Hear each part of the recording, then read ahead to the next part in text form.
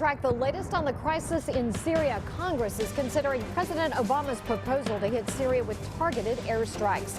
The president says suspected chemical attacks crossed a red line and military action needs to be taken. But during an exclusive interview with Charlie Rose on CBS this morning, Syrian leader Bashar Assad says the U.S., if it attacks his country, others in the region could retaliate. And tonight, we have reaction from Rhode Island's senior senator. Eyewitness News reporter Susan Campbell is live in our newsroom now with the latest developments.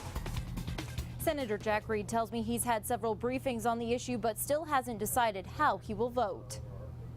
Armed forces. The president is asking Congress to authorize military strikes against Syria, but Senator Jack Reed says he's still undecided on how he will vote. We're still trying to look very carefully at the evidence. The president, I don't believe, should immediately abandon diplomatic efforts.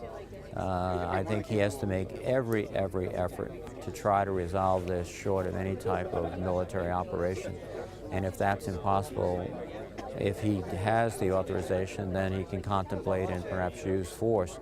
Meanwhile, during an exclusive interview on CBS this morning, Syria's President Bashar Assad foreshadowed possible retaliation if the U.S. moves forward with military strikes. Will there be attacks against American bases in the Middle East if there's an airstrike? You should expect everything. You should expect everything. Assad also told Charlie Rose there's no conclusive evidence linking the Syrian government to the chemical weapons attack. Have you had a chance to watch the Charlie Rose interview that aired this morning? And if you did, what's your reaction? I did not. I saw reports in the press of the interview.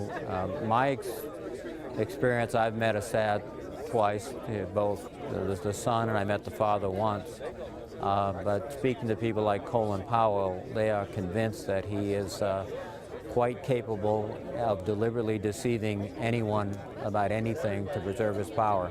So you have to take with a large grain of salt all of his statements. They are self-serving. The rest of Rhode Island's congressional delegation is also undecided on the vote for a military strike, but on Friday I spoke with Congressman David Cicilline. At that time, he told me he was leaning toward a no vote. Live in the newsroom, Susan Campbell, Eyewitness News.